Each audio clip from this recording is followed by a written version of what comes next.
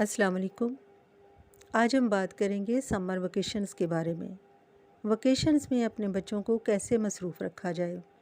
Parents some time बहुत परेशान हो जाते हैं कि छुट्टियां हैं, 2 मंथ्स कैसे गुजरेंगे।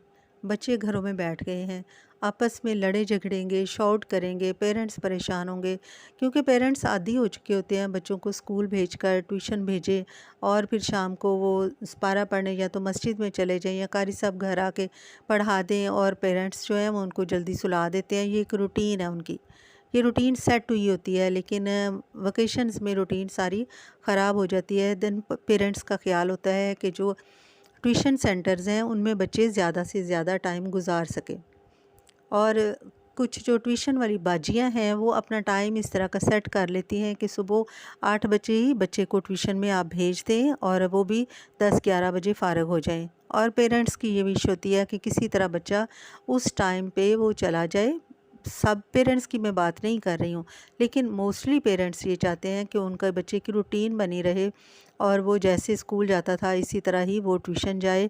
और ट्यूशन वाली बाजी से ये रिक्वेस्ट भी की जाती है कि बच्चे को एक्स्ट्रा 1 या 2 घंटे ज़्यादा दे दिए जाएं ताकि उसकी रूटीन जो है वो वैसे ही सेट रहे जैसे कि वो स्कूल जाता था। यहाँ आकर गैर इरादी तौर पर ये गलती हो जाती है कि हमें इतना डीपली हम नहीं जानते दूसरे के घर के माहौल के बारे में जितना बच्चा ऑब्ज़र्व करता है।